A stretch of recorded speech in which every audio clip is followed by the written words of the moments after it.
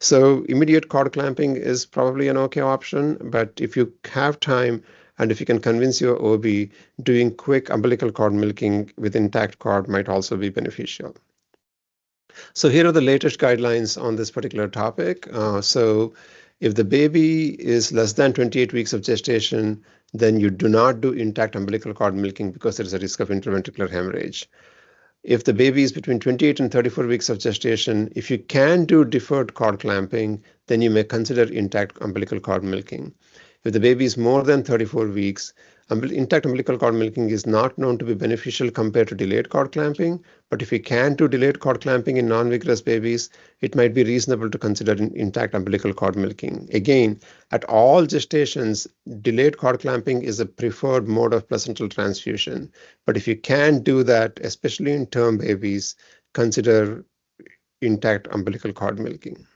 Okay, so why should we bother so much about placental transfusion? It's because that's the only way to get fetal hemoglobin containing blood. There is no blood bank in the world that carries fetal hemoglobin containing blood. And it's really important to have a high concentration of fetal hemoglobin in these infants. So as all of you know, the red line here represents hemoglobin A, the purple line represents hemoglobin F. But what I want to point out is that we are always attuned to the fact that hemoglobin F has more affinity to oxygen and will release oxygen less.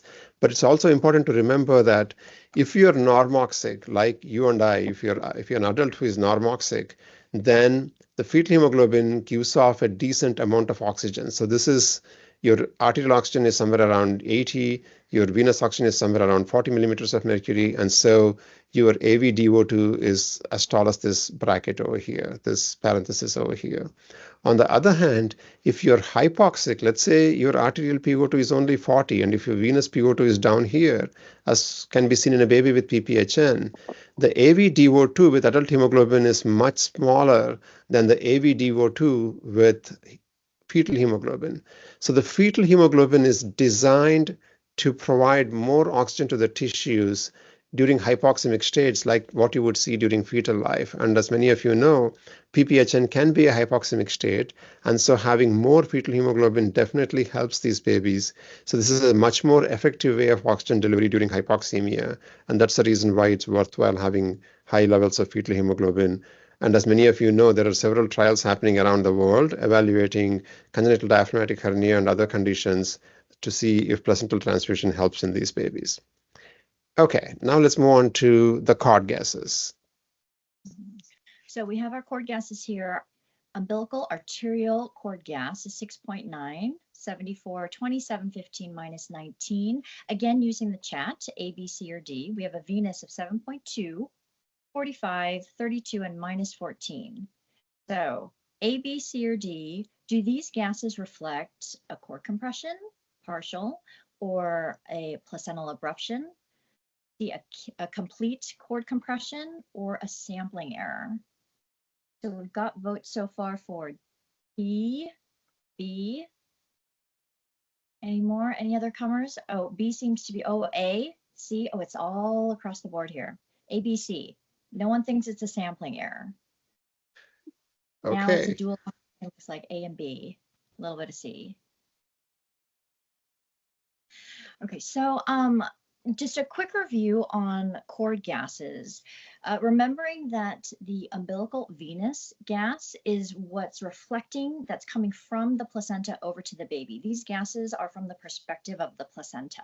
So the UA gas will reflect what's happening from baby and its physiologic state, our fetal physiologic state. You know, where that large arrow is the area of compression. And since the venous the vein is more compressible than the artery, more times than not, you know, our sampling will be done distal or outside that compression. If you notice the venous gas, the cord gas on the vein, it follows the usual rule where the pH should be higher and the PCO2 should be lower and the PaO2 should be higher. And that's going to be the opposite for the arterial gas. So that's when they're compared to each other. Now, in this case, the difference between the two is quite broad. It's very wide. So this is a little bit of a Goldilocks situation where we want the pH to be between 0.03 or 4. 0.03 is an easy number to remember, and up to 0.1. So this gas is quite a bit more than 0.1. And when, as it says in the yellow, the UA gas pH is at least 0.15 units lower or different than the UV, then we're concerned about a complete compression of just the venous side of the UV. I think we're good on that one. Okay, so say we've got two cord gases that are both looking bad, and they're kind of equally bad. So in this kind of situation, we have severe uteroplacental insufficiency, or in the most extreme cases, just an abruption or uterine rupture. And this is functionally a detachment from the baby's bypass system, you know, and where what we're seeing here is both bad gases. So following that rule again of the pH being a difference of about at least 0.03 to at most 0.1 to 0.15. These are very close. The arterial pH is 0.9, and then the venous is 0.92. So that's a difference of 0.001 or 0.02, excuse me. Next slide. I can't believe I'm asking Satyan to do the next slide. Let's have that on record here. Okay, so say you've got umbilical cord gases that look not so bad. You know, they're following the rules where the venous gas has a higher pH and higher PO2, lower CO2, but they're very close and they don't look so bad and the baby looks very bad. So this is a case where we've got to treat the baby and not the gases. Also, this is also a case where there's complete detachment or complete compression before or closer to baby and not on the side where we do our sampling. So this sampling is a sampling of stasis essentially between that area where perfusion was okay back and forth, but it's a spot check in time. Next. So so these gases again look not terribly bad, but the baby looks pretty crummy and your first baby gas is bad. And if we look at, again, the venous versus arterial, it follows the rule of higher pH, lower PCO2, and higher PO2 of the venous side. However, they're very close, and they're less than 0.01 in difference for that pH, where the minimum should be about 0.03, again, at a most of 0.15. So in most cases, this is going to be a double sampling of the easier vessel that is bigger. So it's both coming from the umbilical vein. Next. So in this case, we've got an arterial gas that looks pretty crummy, a venous gas that looks good. It may even look a little bit too good. So if you remember, you know, the PCO2 removal from the baby side is going to be, I mean, the PCO2 is dependent on maternal circulation and maternal respiration. So they really can't possibly be too much lower than 30, and 20 is quite low. Also, if we look at the PaO2, it's very high. And they say that being in utero is like being in Everest, right? So it's a relatively hypoxic state. The maximum PaO2, either in the artery or the vein, will be roughly 40 at most. And we often see 20s and 30s. So this is a case where there is a sampling error, and it's just an impossibility of having this low of a PCO2 and this high of a PaO2.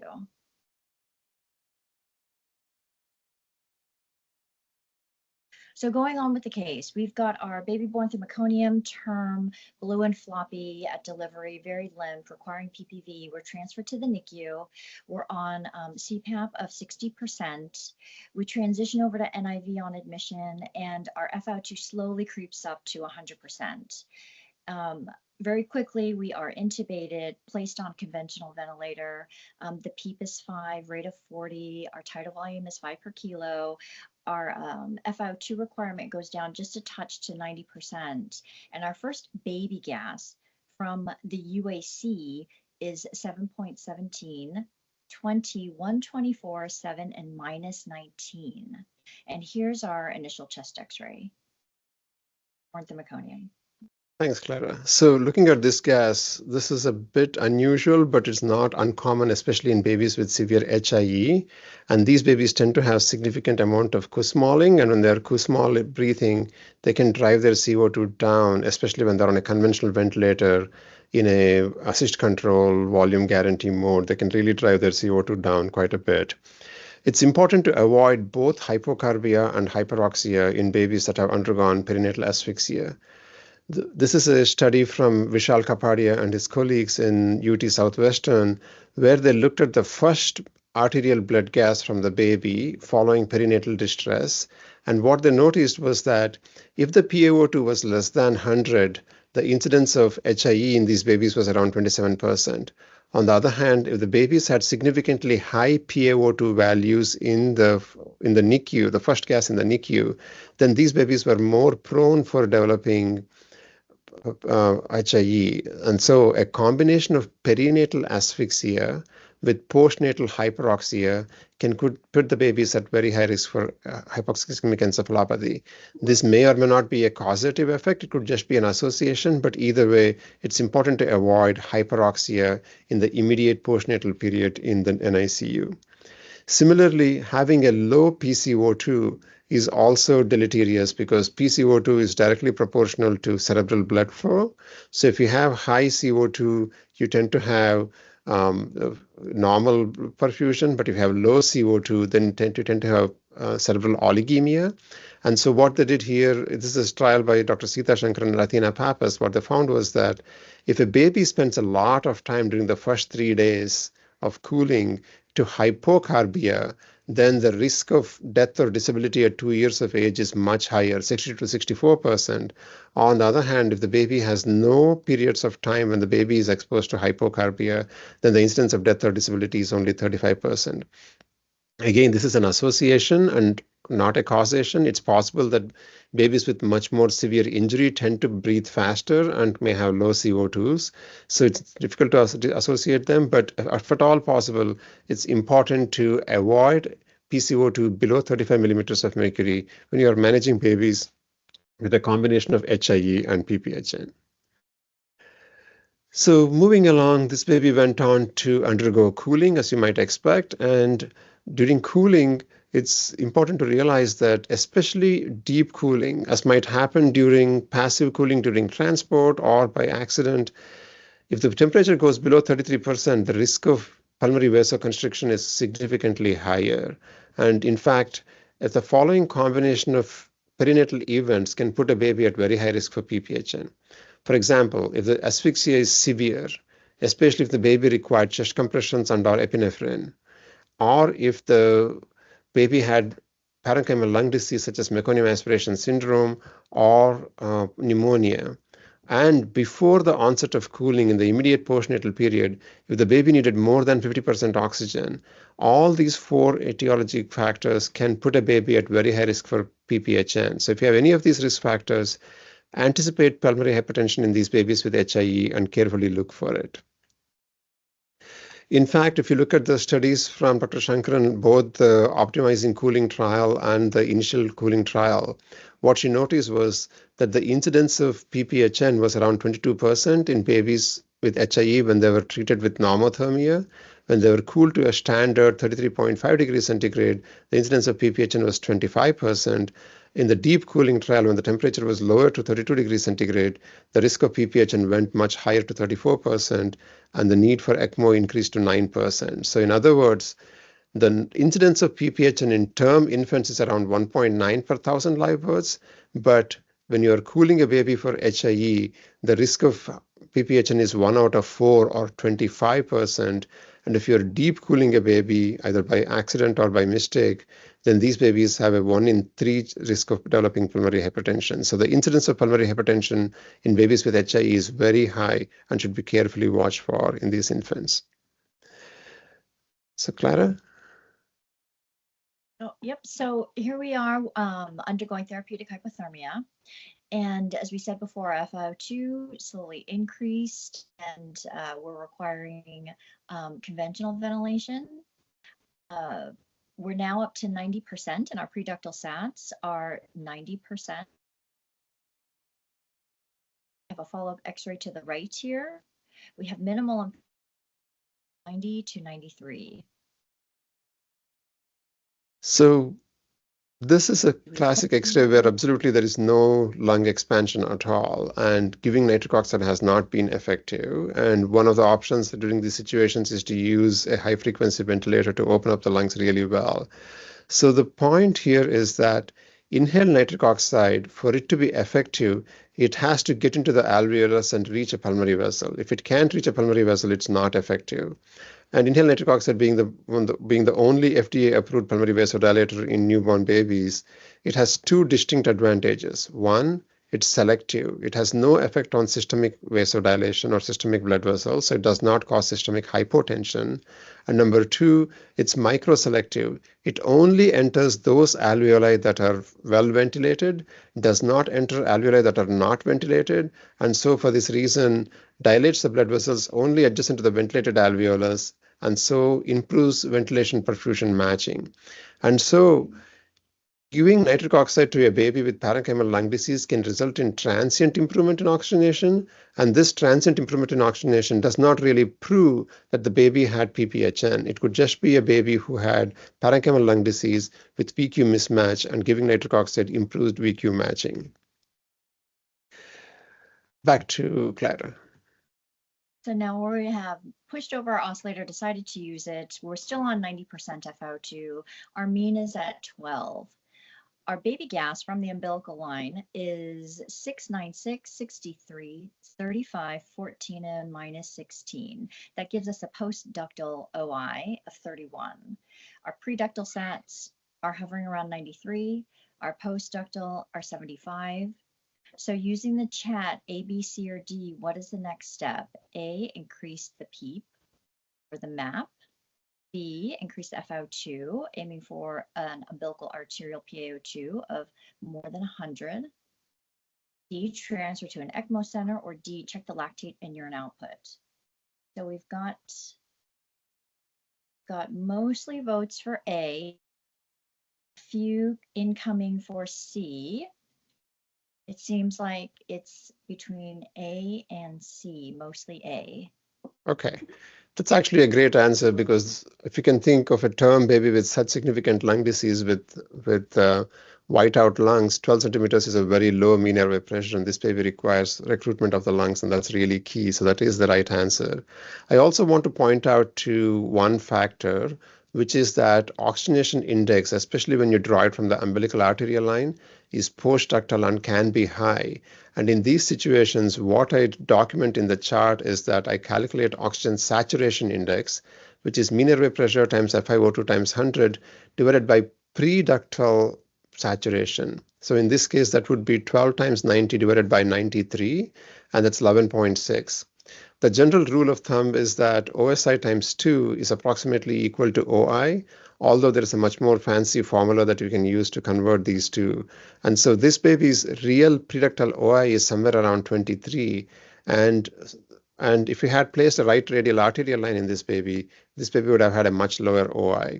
So what I do in these situations is, like all of you suggested, I would go up on the PEEP or MAP and discuss with an ECMO center, but document something in the chart saying that although the OI reads 31, this baby's oxygenation is much better from a preductal perspective. So this is what I write in the EMR.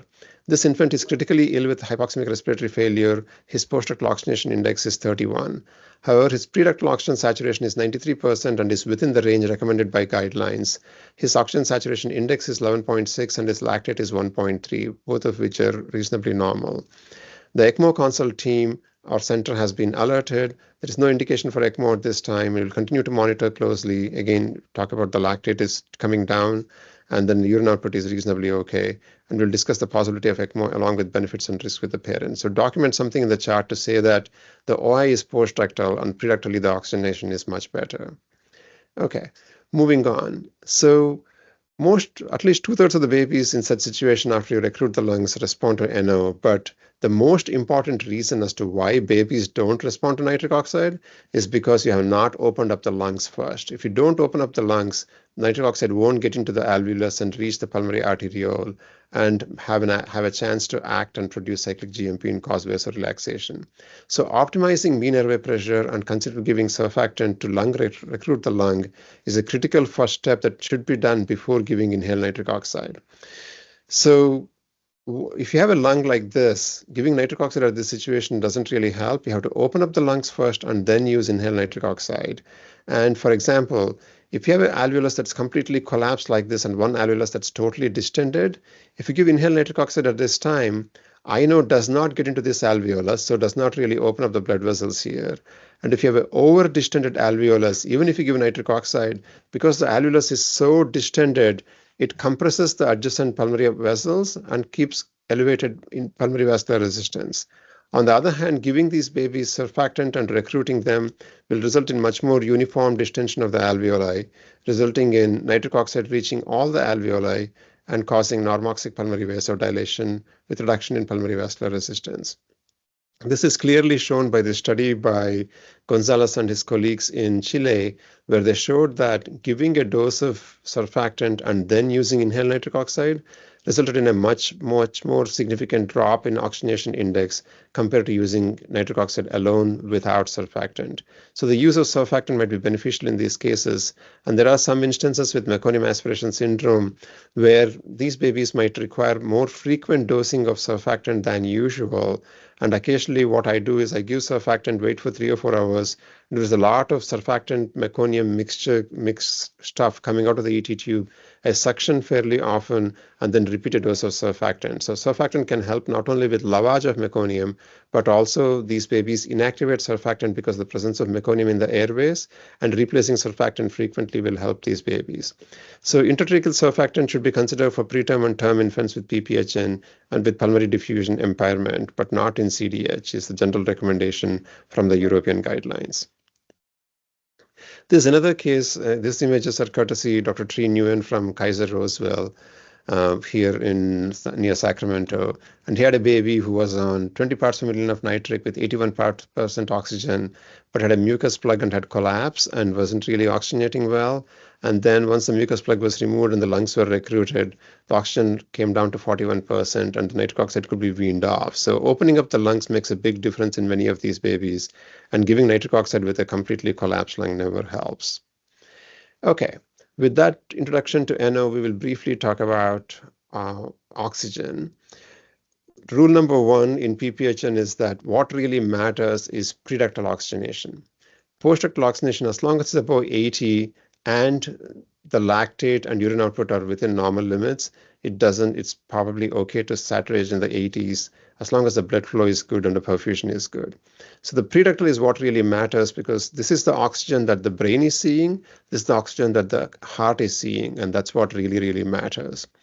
A second thing that helps is having these babies with severe PPHN on NIRS also is helpful, because while pulse oximeter measures arterial oxygenation, NIRS measures venous oxygenation and can be a sign of tissue oxygenation as well. So it's usually a good idea to check NIRS in babies that are having PPHN, especially those that are undergoing cooling or have HIE.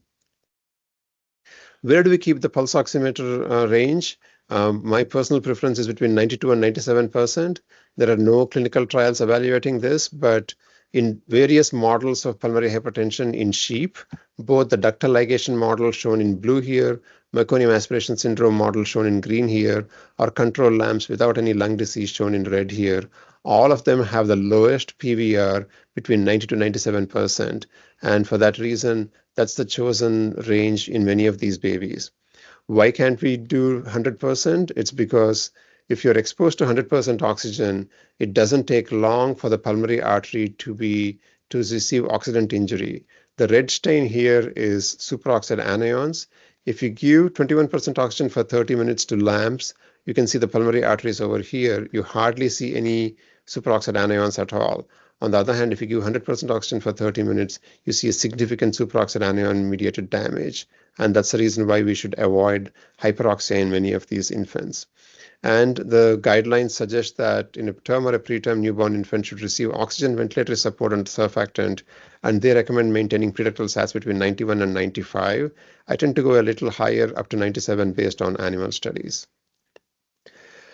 It's also important to... Go on. Yeah. Oh, sorry, yes. Dr. Ram put a comment in your postductal SATs of 70, not okay? Yeah, so that's a great question. So the postductal SAT of 70 is thought to be okay in the first few hours of life, especially in babies with diaphragmatic hernia. But I tend to get a little nervous because with fetal hemoglobin, a 70% SAT usually has very, very low PaO2 values. And I get a little nervous with SATs more than 70 in postductally. So personally, I prefer slightly higher SATs. But you are right that many congenital diaphragmatic hernia guidelines suggest that maintaining postductal SATs of more than 70 are probably okay in the first few hours of life. But I do worry about maintaining it for a long period of time in babies. So it's my personal choice. Is it based on science? No. Is the SAT more than 70 based on science? No, that's not true either. So since we don't have science, it's personal belief, and I tend to use SATs more than 80 just to be on the safe side. That's a good question, though. Okay. Next, we talk about acidosis.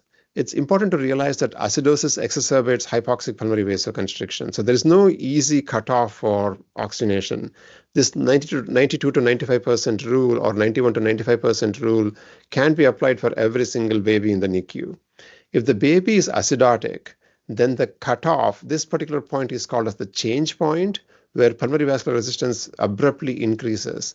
That change point is approximately 55 millimeters of mercury when you're acidotic. As your pH becomes normal, this change point keeps on decreasing. So in other words, when you have a pH of 7.4, babies tend to tolerate much lower PaO2s compared to when the pH is 7.1. So acidosis exacerbates hypoxic pulmonary vasoconstriction. And in the presence of acidosis, we may need to target slightly higher O2 values in these patients. And as you know, many patients with PPHN tend to be acidotic too, so that's something to take into consideration. The second thing to remember is race or skin pigmentation. During COVID, it was increasingly being recognized that African Americans were dying from COVID at high numbers, and their pulse oximeter was not being very accurate. And so they came up with this term called as occult hypoxemia. So what is occult hypoxemia? So you put a pulse ox on a person and the SAT reads more than 90%. But you do an ABG and then the coaximetry saturation of oxygen on the blood gas is less than 88%.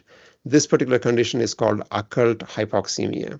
Interestingly, when you follow the saturation guidelines suggested by the European network of 92 to 96%, what you see is that the incidence of occult hypoxemia is around 13.4% in white children, but a whopping 29.3% in Black children.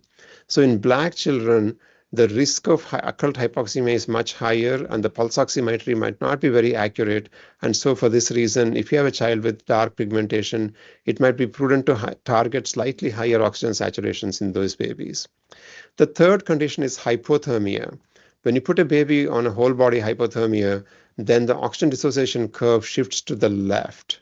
So here is the curve during hypothermia, here is the curve during normothermia. And what you see here is that to achieve a clinically acceptable PaO2 range between 50 and 80, you can target oxygen in the pulse oximetry in the mid-90s if you're normothermic, but when you're hypothermic, you need to oxygen saturate in the high 90s to achieve this particular PaO2. So during hypothermia, you might need slightly higher PaO2 levels because hypothermia shifts oxygen hemoglobin dissociation curve to the left. The last point I want to mention during oxygen is that not every baby is the same, and you should take into account what FiO2 this baby is requiring as well. A baby in high FiO2, you will not have more room to go, but you may be subjecting the baby to oxygen toxicity in the lung. Say, for example, you have a baby with PPHN. The preductal SAT is 91%, within the range recommended by the European guidelines, but the postductal is 70%, and the FiO2 is only 0.3, and you do an echo and the baby has severe pH. Can you at this point say that, hey, the baby is saturating where the guidelines want them to be and leave this baby alone? Probably not, because you have a lot of room to go up on FiO2. In this case, I would increase the FiO2 to 0.45, achieve a preductal SAT of around 93% and a postductal SAT of around 80%. And because in this instance, the risk of hypoxic pulmonary vasoconstriction and PPHN outweighs the risk of oxygen toxicity because the baby is only on around 45% O2. On the other hand, let's say you have a baby with CDH and pulmonary hypertension. The baby is satting around 90%. The lactate is normal. There is no acidosis, but the baby already is on 80% oxygen. In this particular case, it's probably better to sit tight on this infant, closely monitor pH, lactate, and urine output, and then not go up on the FiO2 any further, because at this stage, the risk of oxygen toxicity to the lung outweighs the risk of hypoxic pulmonary vasoconstriction. So in this case, I would just monitor this baby without further increasing the FiO2 from 80% to 100%. Satyan, we have another question. Why can't we manage babies with SATs only? Maybe not even bother with the spot PaO2 check. Is there any thoughts on that? Yeah, so there are many centers that don't use arterial lines. And in fact, in a recent Milrinone trial that we completed, there were 5 or 6 babies, even with diaphragmatic hernia, who never had arterial lines. So there is a, if you don't want to put invasive lines, that's an option. The one caveat of doing that is that in situations like the ones I am mentioning, where there is a lot of acidosis, where there is fluctuation in the oxygen hemoglobin dissociation curve, where you have transfused the baby and now you have more hemoglobin A compared to hemoglobin F, or if the baby's skin pigmentation is dark, in these situations, there might be a bit of discrepancy between oxygen saturations and PaO2. So occasional checking of PaO2 probably has some value, but if you don't want to do it and completely monitor the baby with oxygen saturations, that's definitely an option. I would strongly recommend that you use NIRS in addition at that time, because that will give you an added indication of what the venous oxygen saturation is and the tissue oxygen saturation is. Yes, it's okay to manage these babies without PaO2 or without arterial lines. So to conclude this section, this is a combined figure just to shows that preductal oxygen saturation is the real thing that you need to monitor. If you have a term baby, late preterm or a term baby with PPHN, use 90 to 97% SAT. On the other hand, if you have a baby with PPHN who is undergoing whole body hypothermia, or has darker skin pigmentation, or has acidosis, or if the FiO2 is really low, less than 60%, consider using a slightly higher range, 93 to 98%, but at all times try to avoid SATs of 99 and 100 in babies that are on supplemental oxygen, because then you may be subjecting the baby to significant hyperoxia because the PaO2 might be very high. Okay, now moving on to the next section. What else can we do to optimize the effect of nitric oxide? Next thing we can do is hemodynamic optimization. Improve LV function, improve RV function, and that would be an important aspect to check as well. So before we do that, we need to get an echocardiogram to assess function. And echocardiography is a really important component of managing babies with PPHN. And like some of you in the audience, I have no experience with echocardiography. I can't do one myself. I can barely figure out where the probe is. And so I need to follow and seek help from cardiologists and other people who have much more expertise in echo. But as many of you realize, there are many more new things coming through with echocardiograms. And so I came up with this simple thing called as a rule of 3 for you to remember when you get an echocardiogram report. So if you assume this to be a normal heart and this to be a heart where pulmonary vascular resistance is higher than systemic vascular resistance, one important thing is tricuspid regurgitation jet. If that jet is more than 3 meters per second, or it translates to 36 millimeters of mercury pressure above the right atrial pressure, then this baby has evidence of pulmonary hypertension. If the right to left shunt across the PDA lasts more than 30% of the cardiac cycle, then that baby also is at risk of pulmonary hypertension. Or when you do the left ventricular eccentricity index, this is where you look at the 2 diameters of the left ventricle and divide one by the other. Normally that ratio should be 1 because the LV is normally like a circle. On the other hand, the RV is more like a crescent, but when you have PPHN, the interventricular septum is pushed towards the opposite side. So for that reason, D2 is still long, but D1 becomes shorter. So the ratio of D2 to D1 is more than 1.3, and that's again a sign of pulmonary hypertension. If the pulmonary arterial acceleration time, this is how long it takes for the pulmonary artery to reach peak velocity in the pulmonary artery, if that time is less than 90 milliseconds, then that could be a sign of pulmonary hypertension. And if the ratio between pulmonary arterial acceleration time and the complete right ventricular ejection time is less than a third, then that's a sign of pulmonary hypertension as well. The next thing we look at is what is called a TAPSE, which is the tricuspid annular plane systolic excursion. If this movement is very high, then that's normal. On the other hand, if that tricuspid annular movement is low, that's a sign of PPHN. And if this number is normally should be more than 9, but if it's less than 6, that's an indication of PPHN. And if it's less than 4, then this baby might be at high risk for ECMO. So these are different numbers related to 3 that help you remember. If you're like a math geek, this is something for you to know. Okay, so here is a baby with severe left ventricular dysfunction. As you can see here, the RV is contracting here, but the LV is barely contracting. The ejection fraction is only 38%. Normal ejection fraction is somewhere around 55 plus or minus 7%. And this baby has a bidirectional PDA, not just a right to left shunt, but a bidirectional PDA. And this combination is something that suggests LV dysfunction.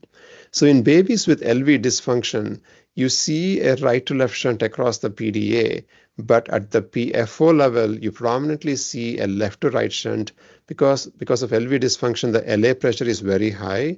That results in pulmonary venous hypertension and pulmonary edema. And if you give inhaled NO here, that floods more blood into these lungs, causing worsening of pulmonary edema, almost an X-ray like this. This was a baby with LV dysfunction with herpes simplex virus infection in my unit that had significant pulmonary edema and pleural effusions after receiving some inhaled nitric oxide.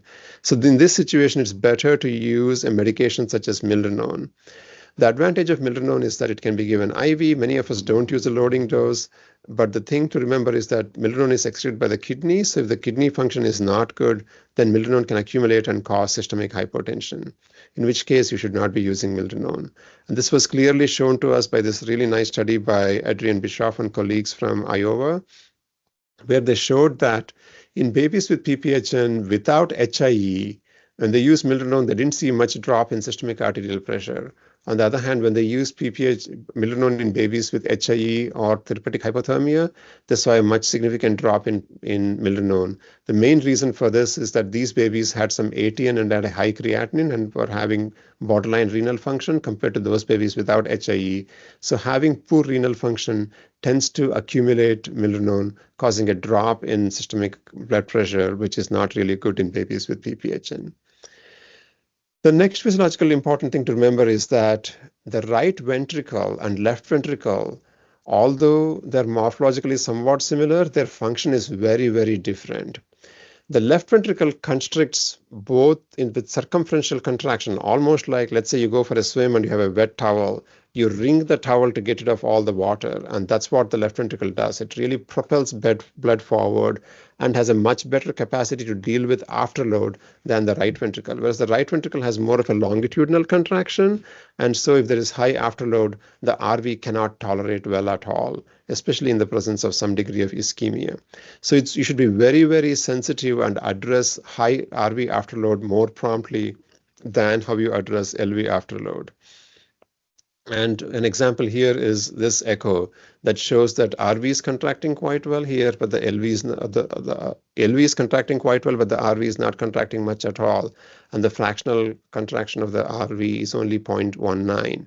And this baby has a TAPSE of 3. Remember, TAPSE of 3 or less indicates severe pulmonary hypertension with some RV dysfunction.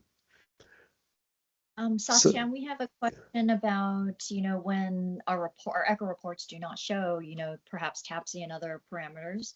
Do we really need these to determine the diagnosis of PPHN, or can we use something?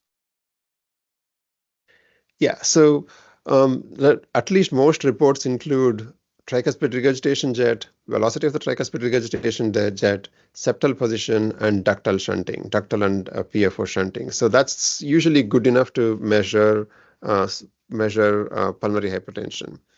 But the catch is most of those numbers are only looking at resistance-driven pulmonary hypertension. They're not really talking much about RV dysfunction, LV dysfunction, and other etiologies. The advantage of getting PAAT and RVET is that that's much more sensitive measure of pulmonary vascular resistance, and TAPSE can indicate how well the right ventricle is functioning. For example, if you have a baby with severe pulmonary hypertension, and as see this RV dysfunction is pretty significant, if the RV is not contracting well, there is no way you can create a tricuspid regurgitation jet. So it might be misleading in these situations, and so having these is helpful. These are not very difficult. You can ask your cardiologist to consider reporting these for you when you put the indication as PPHN, and I'm sure they'll be happy to oblige and provide these numbers. Okay, so moving on, as I mentioned previously, if you have a baby who has very high pulmonary arterial afterload, and especially if the ductus is starting to close, this RV cannot tolerate this very high afterload and starts to fail. So in this particular situation, a combination of 3 drugs is found to be beneficial, and this is courtesy Dr. Regan Geisinger. And as you can see here, use of milrinone to improve RV function, use of vasopressin to correct systemic blood pressure, selectively increase systemic blood pressure, and use of prostaglandin E1 to open up the ductus and cause some pulmonary vasodilation. The use of these 3 agents, the MVP of pulmonary PPHN management, usually helps open up these blood vessels and improve RV function and should be considered. So consider using milrinone, vasopressin, and prostaglandins in babies where you have very high pulmonary vascular resistance with RV afterload and the ductus is starting to become narrow. But it's important to remember that you can't just start PGE1 and leave it on like the way you would do with a congenital heart disease patient.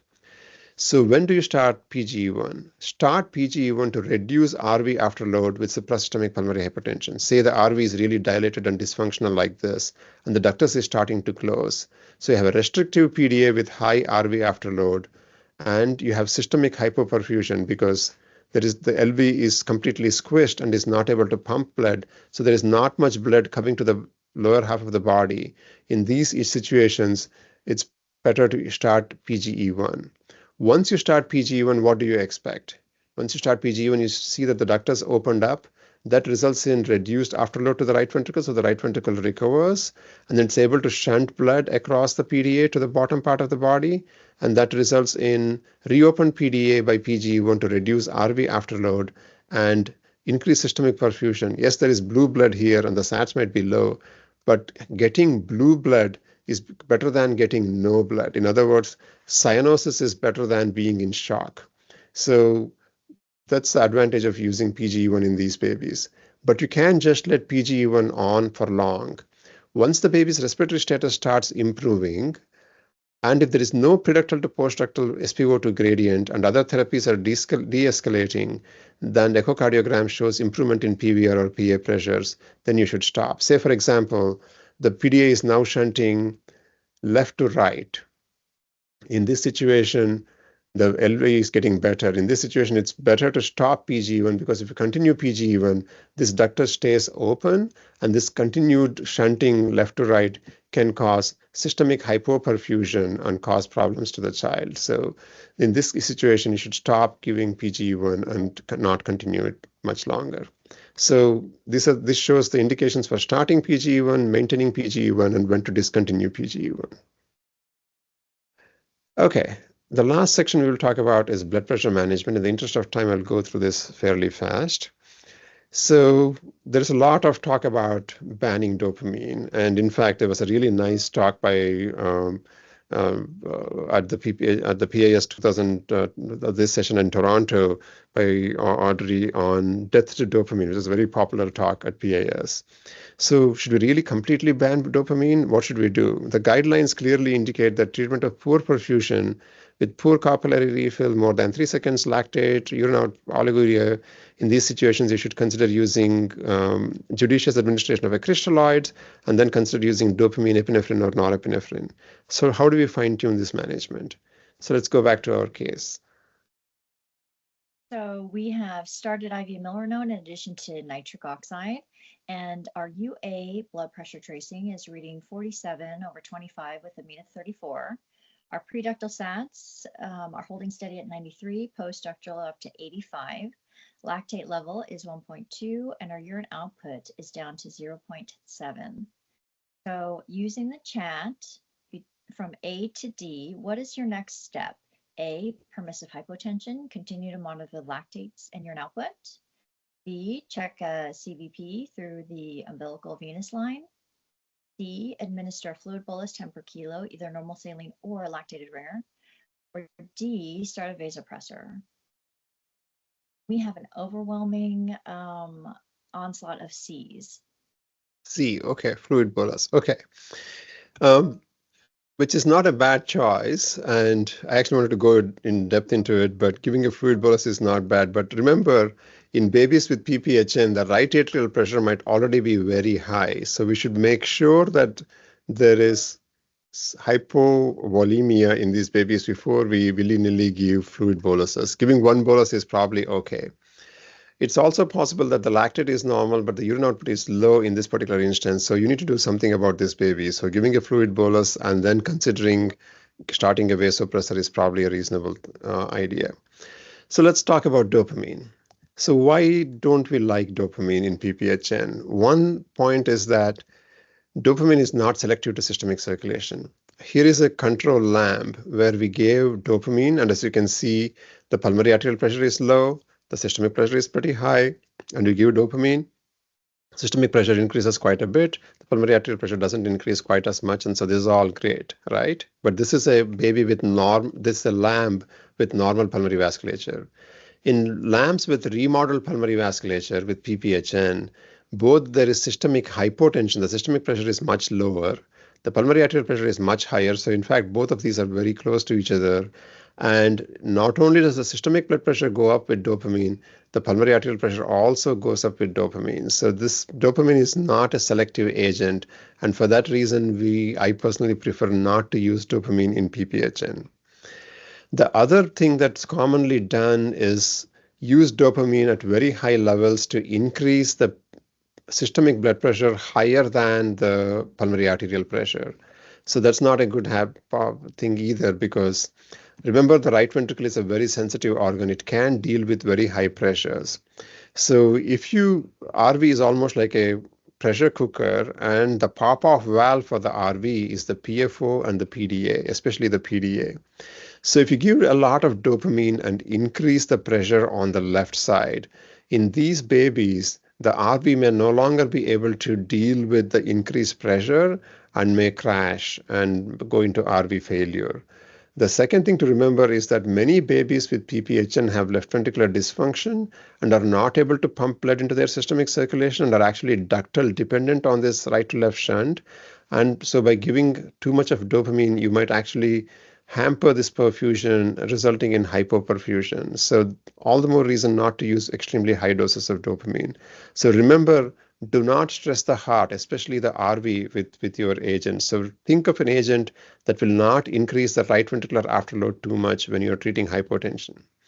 So before you start therapy for hypotension, think of the following. I like to call them 6 Ps, or like the 6 pens.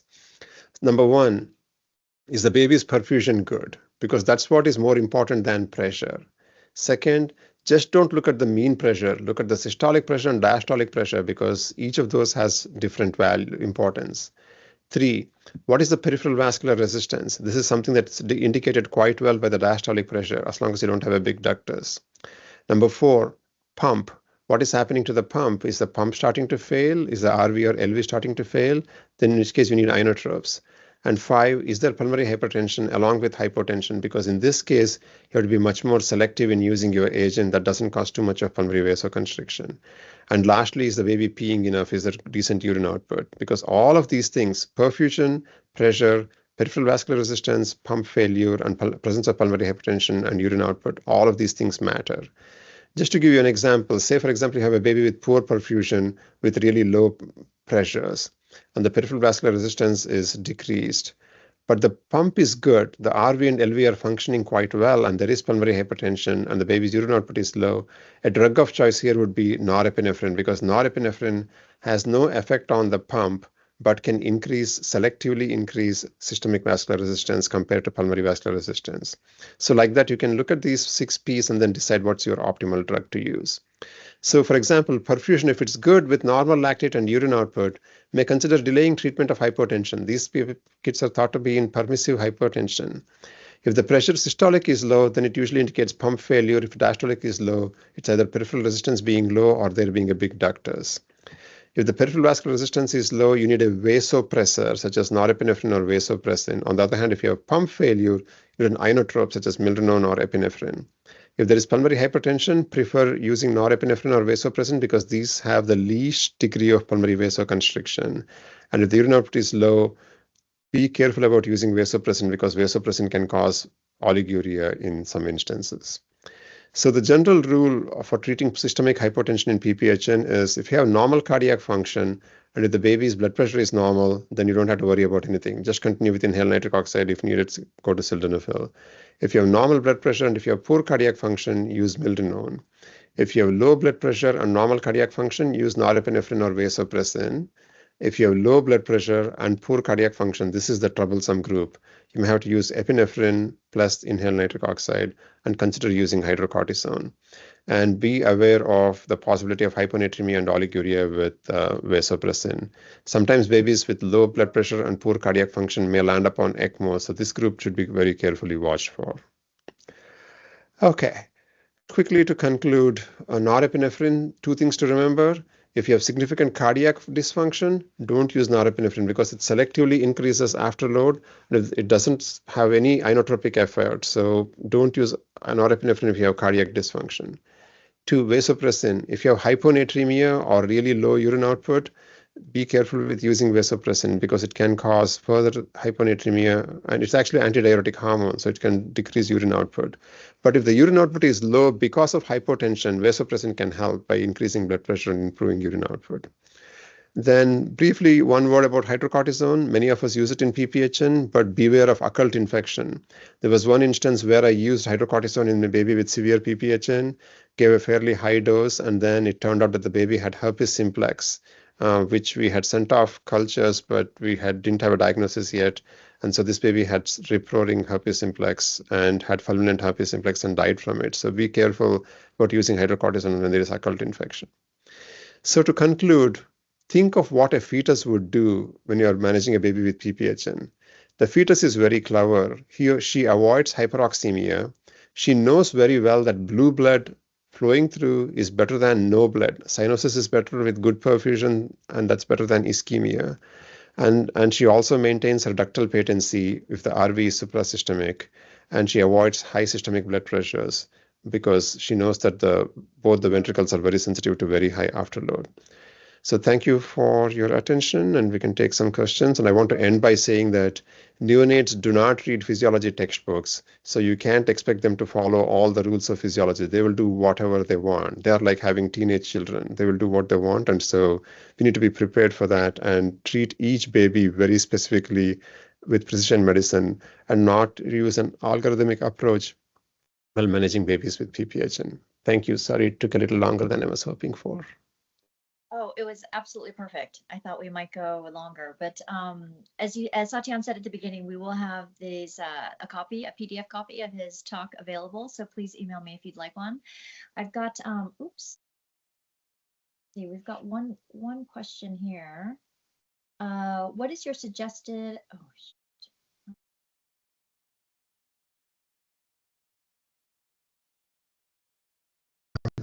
yeah. What is your suggested guide or criteria to try to standardize bicarb use for PPHN? Oh, this was a big section that we didn't get to meet acidosis and optimize risk benefit in RQs. Okay. Hi, Kulin, how are you? As many of you know, he's a wonderful artist as well. If you haven't seen his figures, please look at them. He's a real artist. So we had a slide on this and we skipped it. So you gave me a chance. It's almost like I paid you to do this. So let me just go through that slide. So here is, oops, sorry. let's say you have a baby with a gas like this, with hypocarbia, even if the PO2 is low, and significant metabolic acidosis. In the past, we used to use this formula. For those of you who are as old as I am, the 0.3 times body weight times base deficit was the dose of bicarb we used, and hefty doses of bicarb were being used. I still remember in the 90s when I used to transport babies without nitric oxide with PPHN, they were all on a bicarb drip and a gas of 770 with the CO2s in the 20s was not uncommon. But there have been studies showing that a high dose of bicarb may not be good, because if you use a high dose of bicarb, you can cause paradoxical intracellular acidosis, especially in the myocardium. And there are some animal studies to suggest that a big bolus of bicarb can cause an acute drop in cerebral blood flow. But on the other hand, if you're well ventilated, say for example like this, you have small doses of bicarb, you have a gas like this, 715, 27, 37, -7, and you want to increase the pH to above 71725, you can give a small dose of bicarb, usually 0.5 to 1 milliequivalent per kg. You can bring the pH up above 725, and then the CO2 comes up as well, and your base deficit, so it can get slightly corrected. So correcting the base deficit using a small dose of bicarb is a reasonable approach in these babies. It can cause some pulmonary vasodilation and can result in some improvement. And interestingly, there is hefty doses are not to be used, and small doses are, I think, probably useful in this baby. So, but big doses of bicarb can cause other problems.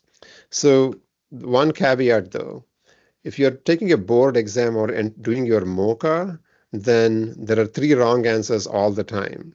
C-section is always the wrong answer. Every baby should be delivered vaginally as far as a board exam is concerned. Formula is always the wrong answer. And similarly, bicarb is always the wrong answer. So in board exams, please don't choose bicarb as the answer for anything. But in real life, there might be situations where you may need to use sodium bicarbonate in very small doses, especially in babies with severe acidosis. We're open for any other questions. As an anecdote, when I was in fellowship, we had an attending who would allow us or ask us to do our very small bicarb or sodium acetate drips over hours. So very, very slowly. Yeah, no, giving large doses can definitely cause increased osmolar load and cause problems. So giving a small dose will always help.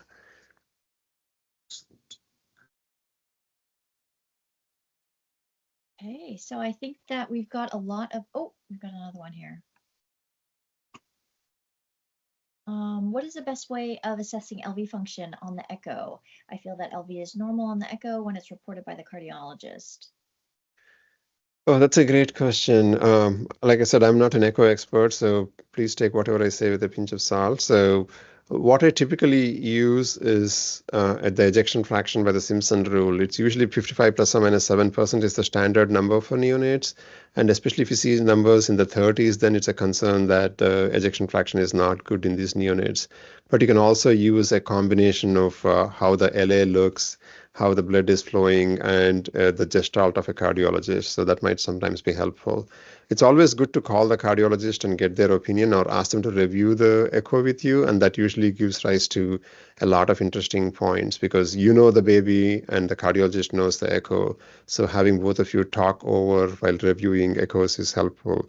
And sometimes they can even review it over Zoom with you. So that also helps. We've got another question about nitric use in preterm babies. What dose would you use in preemies with PPHN? Bernardo, that's a fascinating question. Typically, most centers still use 20 parts per million, but there is one study from Europe suggesting that using a lower dose might be okay. So this study, they used a dose of 5 parts per million, and they saw some response. As you know, nitric oxide is a free radical, so it can combine with oxygen to form peroxynitrite, and preterm babies don't have really good antioxidants, so using a lower dose might be helpful in some babies. So nothing wrong with using 20 parts as long as you wean down fairly rapidly, but leaving babies on 20 parts of nitric and 100% oxygen for a long period of time might be a recipe for nitrosative stress and oxidative stress in babies. We've got another bicarb question here. about buffering capability at the lower pHs versus the higher pHs? Is it really the smallness of the dose or the length of time which improves the pH? Well, that's a fairly controversial topic. So if the pH is higher, why would you even use bicarb? So there's no indication for that now. So the only indication from my perspective for PPHN is you have a pH less than 725. That's the only reason to use bicarb. You want to bring the pH up above 725, and your CO2 is already under control, because if your CO2 is high, bicarb will get converted to CO2, and that will not be helpful. So if you have a gas of 715 with a low CO2, then you can give some bicarb to bring the pH above 725, and that's the only indication. And how bicarb acts is a very interesting part, because it has to go combine with hydrogen ions to form carbonic acid and then give rise to CO2 and water, and that's how it works. Interestingly, when you use acetate or lactate or something else that we commonly use, you put a ton boatload of acetate in TPN. What does acetate do? Acetate actually goes into the mitochondria, goes through the TCA cycle, and then releases carbon dioxide, and that carbon dioxide forms bicarb and then combines with hydrogen ions. That's how acetate does this buffering.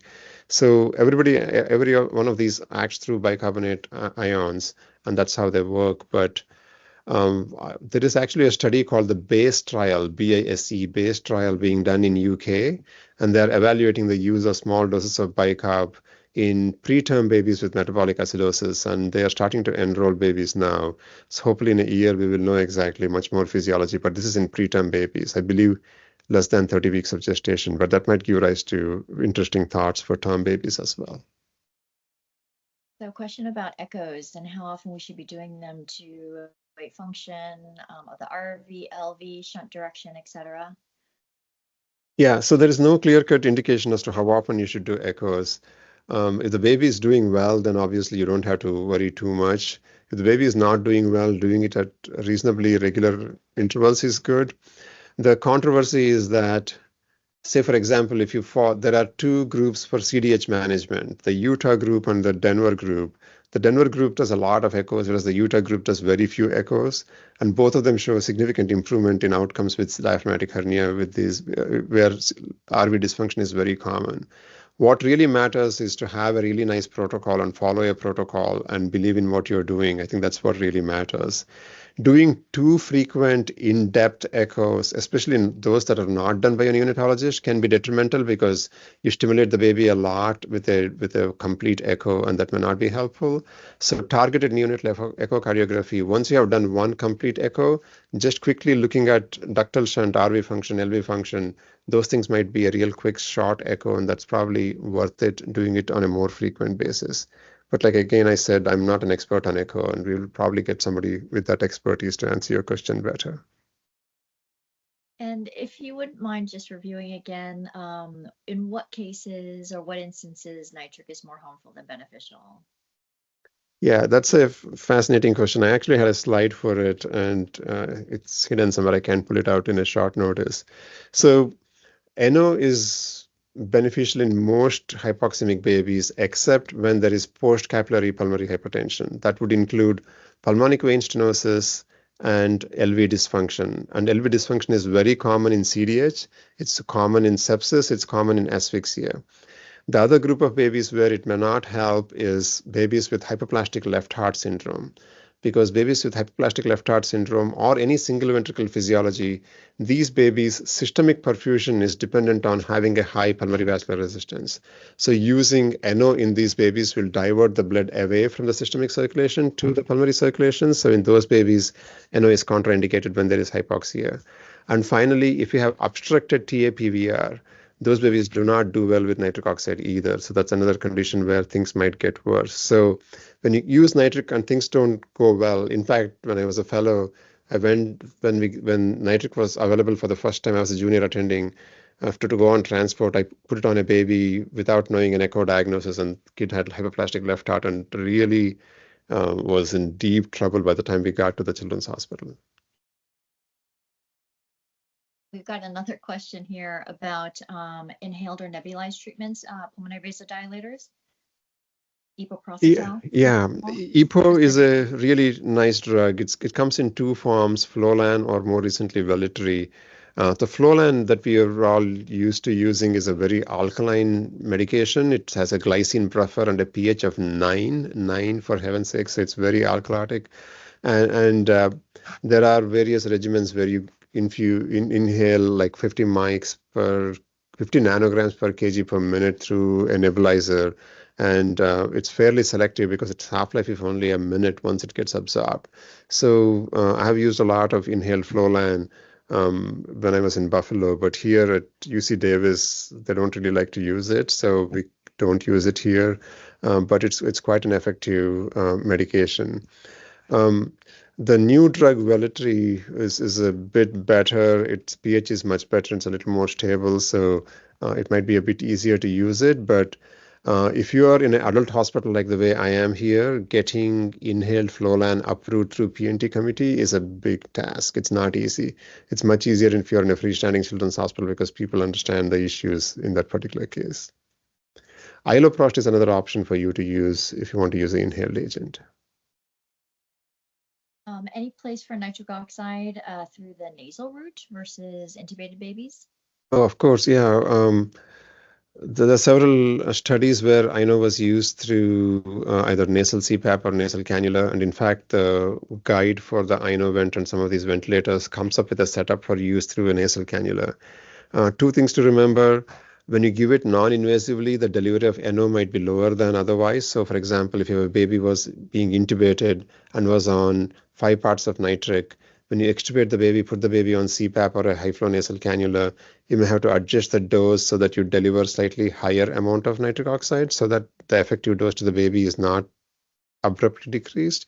So usually you have to double the dose of NO when you go through a non-invasive route, and it's quite effective. The second issue is some NICUs tend to object using high doses of NO because of environmental toxicity, because when you're on a vent, all that leaks is the exhaled air that comes next to the uncuffed endotracheal tube. But most of the exhaled air comes and goes to a scrubber, whereas when you're on non-invasive ventilation, the NO is released to the atmosphere. So usually it's not an issue, and most units don't give rise to any concerns about it, but there are some OSHA guidelines on how much NO you can use in the environment, so that's something to keep an eye on. It looks like that might be the end of the questions, and we're more than 15 minutes over. We've got a lot of thank yous and requests for the slides. I just want to point out in the back there, Dr. Satyan has an AP Education Award, and so he was the most recent awardee. It is the highest accolade you can get from the AAP. So congratulations. And I want to thank Clara for nominating me for this. So I owe this one to you, Clara. Thank you so much. But everyone would agree, I'm sure. And we had over 175 people join us today, so I think that's our highest ever. So thank you so much, Satyan. We really appreciate it. I like the EKG tie there. Please join us next month for a talk on kidney injury, acute kidney injury with Dr. Matt Hare. Thank you, everybody. Have a great day. Again, please email me if you'd like a copy of the slides. I did a terrible job recording, so I've only got the last 75%. Thanks, Clara. Thank you for co-presenting with me. That made the talk much more livelier. Thank you. Thank you so much. You're so generous. Thank you. Bye. Bye.